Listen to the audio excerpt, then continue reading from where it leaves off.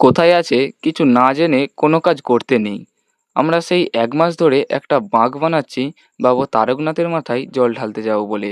আর ১ম থেকেই এত পরিমাণে বাধা আর সমস্যা হচ্ছে, তবুও আমরা সেই সমস্যাগুলো সমাধান করে কাজ নিয়ে এগিয়ে চলেছি। আর এখন আমাদের সাথে কি হয়, কিছুদিন আগে আমাদের ধুনোচুর ভেঙে গিয়েছিল। তারপর আমাদের একটা ছেলের আত্মীয় মারা যায়। যার কারণে আমাদের ডেট পেছিয়ে যেতে চলেছে। আর বাধা তো বলবো কি, বলার কিছু নেই। তোমরা ভিডিওর মাধ্যমে তো সবই দেখতে পাচ্ছ। আর হঠাৎ করে কি হয়, আমাদের যে বাঁকটাকে বানিয়েছিলাম সেটাকেই দেখতে গিয়েছিলাম।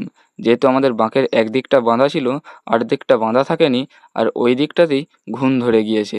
মনে হচ্ছে এই বাঁকটা নিয়ে আর যাওয়া যাবে না। কি জানি বাবা তারকনাথ হয়তো এত কেন বাধা দিচ্ছে। যাই হোক, যতই বাধা আসুক আমরা কিন্তু এবছর তারকনাথের মাথায় জল ঢালতে যাবই। সপ্তাহ কম থাকলেও আমরা ৫ নম্বর সপ্তাহে নতুন বাঁক বানিয়ে হলেও জল ঢালতে যাব। আর যাতে বাঁকে ঘুণ না ধরে তার জন্য কি ব্যবস্থা রয়েছে তোমরা যদি জানো একটু কমেন্ট করে জানাবে।